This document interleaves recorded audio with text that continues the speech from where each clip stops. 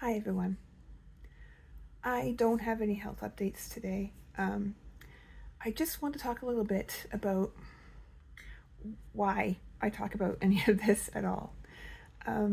Sometimes people say, oh, thank you for your generosity with doing this, or, I don't know how you do that, or that kind of thing.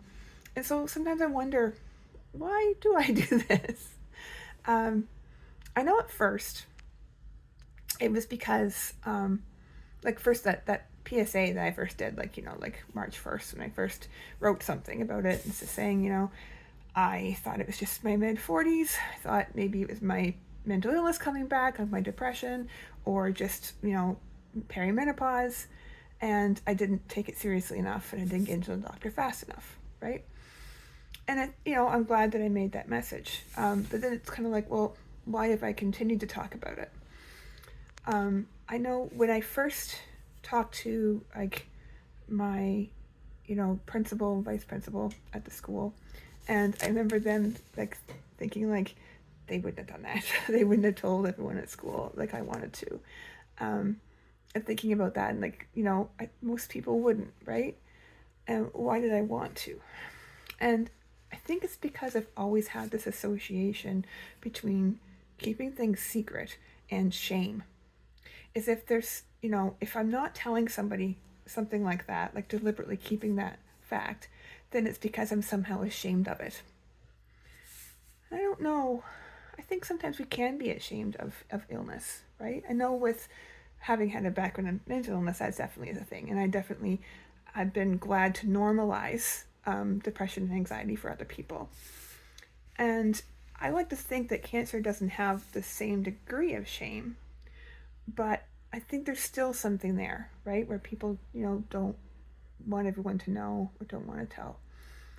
And I think another side of that maybe has to do with burden, a feeling like, well, I don't want to put this burden of other people knowing this, about me.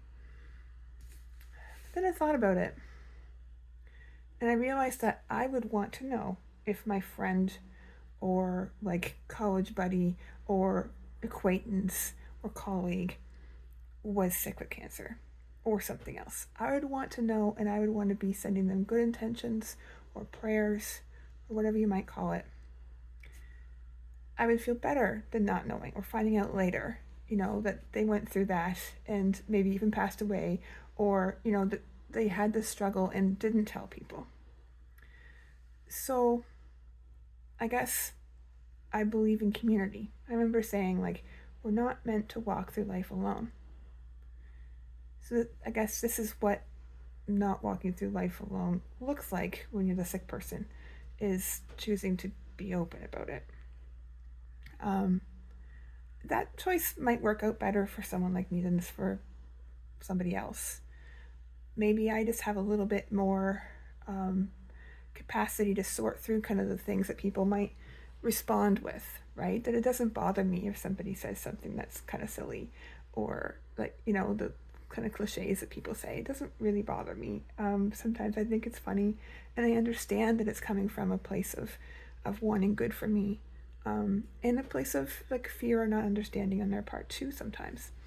So maybe it is easier for me to deal with all of that. I don't know.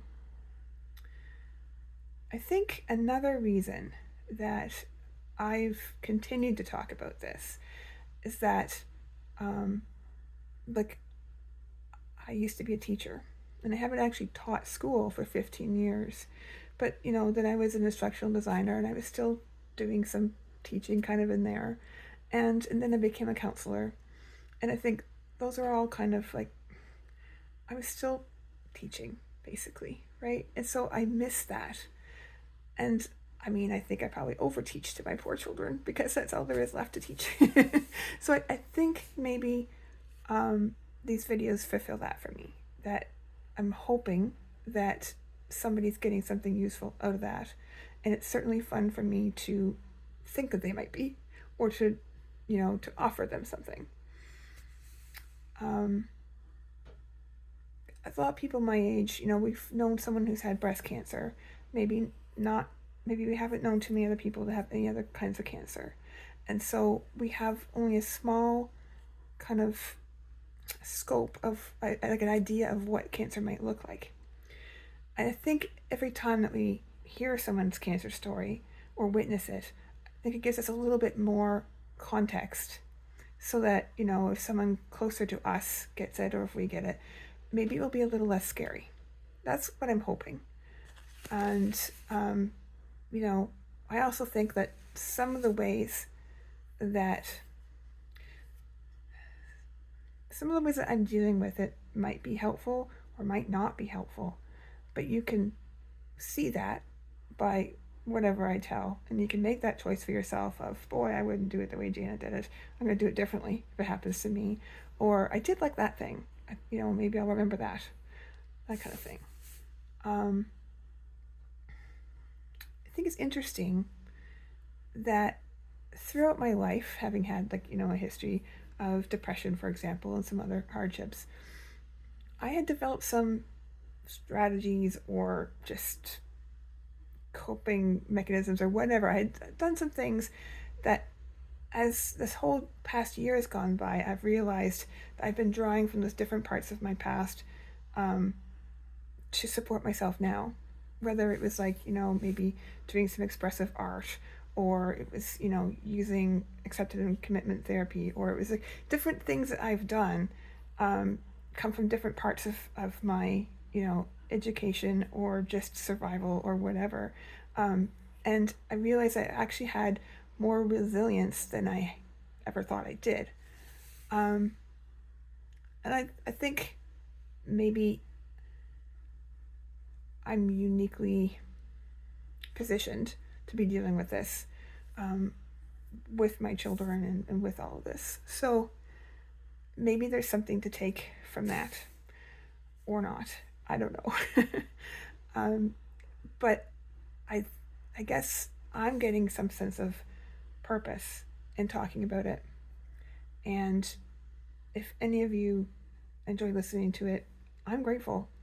But yeah, I just wanted to try to explain sort of where I think I'm coming from about it.